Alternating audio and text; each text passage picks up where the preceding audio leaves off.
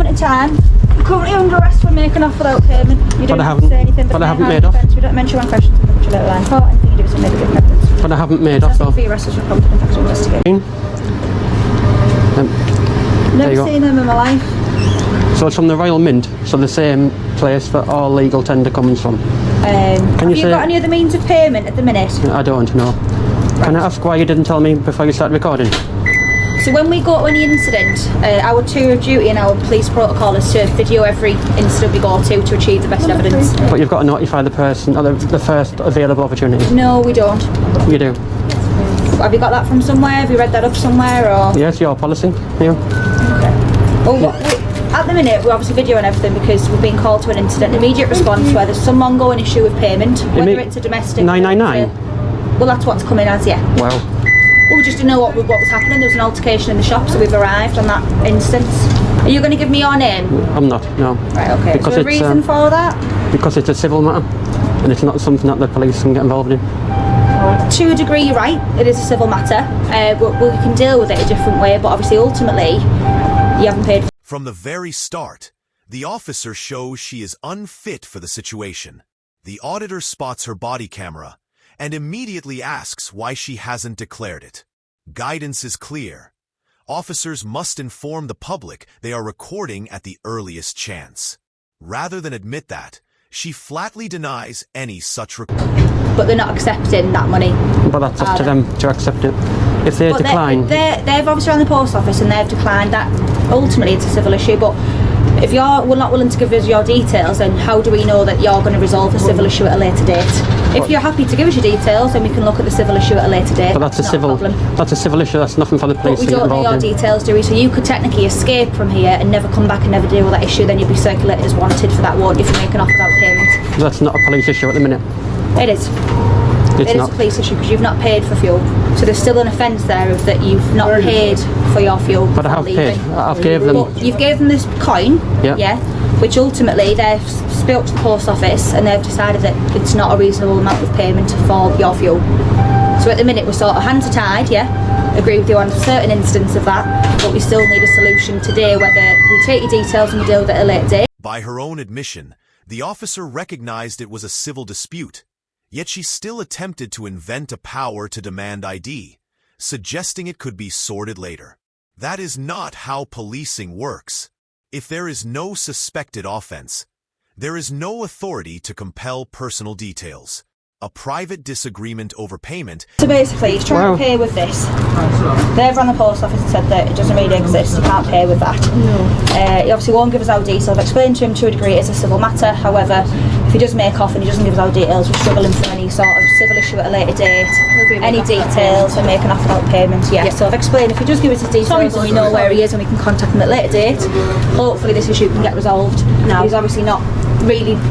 can't want him to do that at the minute. Because it's a civil issue and it's nothing for the police to get involved in. But you're still going to make off, aren't you? Technically without payment, but if we can get your details... But I have paid. But you haven't... And it is their policy to accept the £20 coin. Has he paid? Policy? No, he hasn't. Right, if you haven't paid, and if you walk out the door now... They've still got the money though. Just let me finish. If you walk out that door now, you are liable for an arrest because we don't have your details. But you don't need them. Well, I do because it's a civil issue. But it's not, because a make off without payment is then a police matter. The second officer entered and instantly escalated the situation, leaping straight to threats of arrest. This made no sense. The auditor was still inside, showing no attempt to leave and openly disputing payment. There was no making off without payment because he hadn't left. Nor was there... If you walk out that door now, If you walk out that door now, you'll be getting arrested for make off without payment. But there is an agreement with BP that the coin can be used. Is there any other way that you can pay? Because we're going to sit here for hours arguing. I've been quite respectful to you. I appreciate you have to a degree, and I appreciate that from yourself. You haven't been argumentative with me, and I appreciate that you've been a normal human being. However, we need I don't intend to. No, I know you appreciate that. If you can pay for the fuel now by other means, then that's fair enough. It'll be the end of the matter. Or if you can give us your details, and we can deal with it at a slower time, we can offer you that. But if you're not willing to do either any, then we're struggling with what we have left to do. Because we can't let you walk out that door without paying. But we don't know where you live. You might not even be from around here. I'm not saying you are, but you know what I mean. We have people where they'll make off and then they won't give us our details, and then we're going to struggle. I'm still going to have that £20 of fuel unfortunately, with this BP garage outstanding. Which car is it? But I have paid for the fuel. But you haven't paid for it. Which one? Right, we're going round in circles, aren't we? We are, unfortunately, yeah. We've agreed, we've reasoned with you now, and we've tried to say that if you give us your details, just tell you where you live, we'll deal with it slow time. However, you then leave, we don't have your details, we don't know where you live, you could live in London for all we know, and then there's still this making off without payment because they will not accept this as payment. But I don't have to identify for a civil issue. It technically isn't a civil issue though, is it, when you leave and you don't pay? You haven't paid for your fuel. We've got the payment here, which isn't acceptable, so really you haven't paid at the minute. The entire exchange rested on a false premise. Officers repeatedly warned, "If you leave," as though the auditor was about to run off without paying. That moment never arrived. He remained inside the store, still engaging, and had already tried to pay with a Royal Mint coin. Their warnings did— Because I've handed the coin over. Right. So I haven't got that in my possession, and I've contacted BP head office before coming here. Right, and was that today then, or? No. So when was that then? So you've contacted BP head office before you've come in? Correct. Right, so did you contact them today, or was it yesterday, or last week, or? It's not up to me to say that. How's it money? Do you understand what the £20 coin is? No, that's why I'm confused. Well, why are you threatening me for arrest then, if you don't know? Because it's not money. It is. Right. We'll agree to disagree. At the end you don't know that. It is. It's legal tender, the same as a £20 note and a £10 note. Right, and who did you speak to from the BP garage, the manager? It's a Royal Mint who issued that £20 coin. Right. Okay. So it's the same money as any other money. If you get someone on the phone to me who you've spoken to earlier, then we could kind of end the matter here, can't we? But if it's a civil issue, I don't need to assist you. But at the minute we don't know it's a civil matter. But I don't need to assist you in a civil issue. But you do, because it then turns into a police matter because we don't know that coin. The auditor had already done enough by pointing out that BP themselves confirmed the coin was valid. That should have closed the matter. Instead, the officer twisted it into a demand, insisting he personally call BP or it would become a police issue. That was absurd.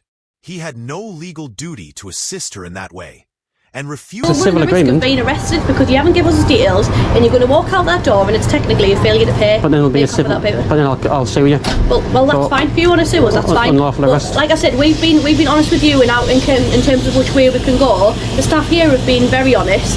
Okay, and all I'm saying is, if you get the person on the phone who you spoke to earlier with the agreement, then that could be the end of the matter. But as far as I do, then technically, if you walk out the door, it's going to be make without payment. He's already accepted to take it.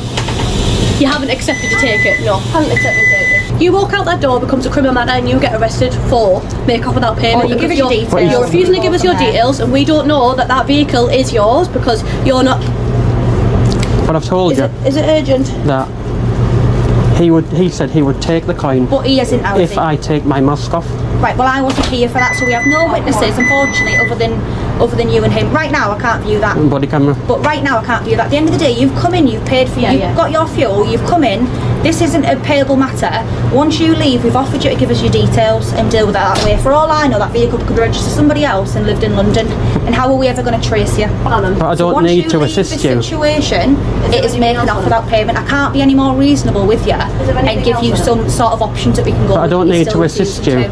Are you offering to give because the you're staff, wrong. not myself, not my colleague, the staff your name and contact number? No. Right, so we have one option, but two will lock you up then. Well, I've got a civil agreement in the background. You can prove that at court. That's fine, you can prove that at court. Right, well this moment in time, you're currently under arrest for making off without payment. You don't have to say anything, but I haven't made off. We don't mention one question in the little line. Or anything you do is maybe given evidence. But I haven't made off though. For your arrest is recorded in factual investigation. Okay? But I haven't made off. You're under caution still. Mind you, the fact that you failed to provide details. But I haven't made off. Failed to provide details, yeah. But I haven't made off. Right, are we going to go calmly? Are we going to go quietly? We would go calmly all the time. Okay, well, do you want to walk with us then? Of course. Thank you. Just come with me, sir, please. Have you got anything in your pockets that's going to harm me or you? Just take them out. It's just a question we ask everybody. Can we just take your camera off as well, please? This is the point where the situation moves from incompetence to outright abuse. The officers arrested the auditor for making off without payment, while he was literally standing in the store, telling them, "I haven't made off." That single line should have ended everything. The offense requires a person to actually leave without paying. 10 months ago, I walked out of those gates after being falsely arrested for using the £20 coin. The Chief Constable has paid out £4,000 in compensation But unfortunately, he did not apologise at any point, even taking him to court. He went all the way to court, we had the hearing date, and then the Chief Constable saw some sense and paid £4,000 in compensation, but no apology. The case eventually made its way into court, where the auditor secured a substantial payout of £3,999 plus legal costs. That isn't pocket change. It's a significant amount of money and a clear signal that something had gone badly wrong. This kind of settlement doesn't happen unless the legal footing of the police is extremely weak. Once their actions were subjected to proper legal scrutiny, the force knew they couldn't defend them, leaving no option but to settle. What makes the outcome even more troubling is the auditor's claim that the chief constable, the head of the entire force, never once offered an apology. Handing over thousands of pounds of taxpayer money was an unspoken acknowledgement of wrongdoing.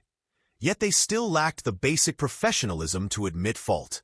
That silence is revealing. It reflects a culture where protecting the image of the force is prioritized over genuine accountability, and where public trust is treated as an afterthought rather than a core responsibility. What began as a minor civil dispute over a coin escalated into a wrongful arrest purely because common sense was abandoned. The auditor had already attempted to pay with a valid Royal Mint coin, yet officers chose to inflate the matter, substituting ego and authority for law and reason. That misuse of power shows how quickly things can spiral when those in uniform fail to understand the very laws they are supposed to uphold. Instead of applying knowledge and patience, they constructed justifications on the fly, repeatedly warning, "What if you walk out without paying?" Despite the auditor never showing any intention of leaving. Their case rested not on evidence, but on a scenario that existed only in their imagination. That is not enforcing the law.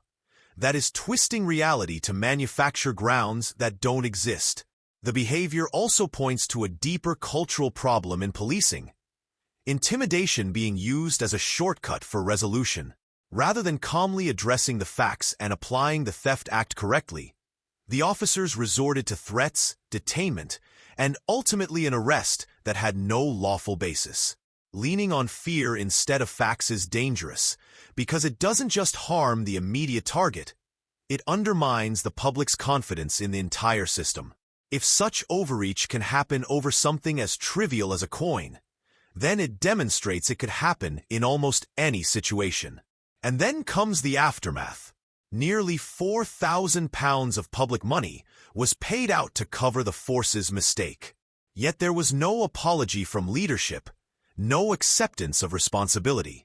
That silence isn't simply arrogance.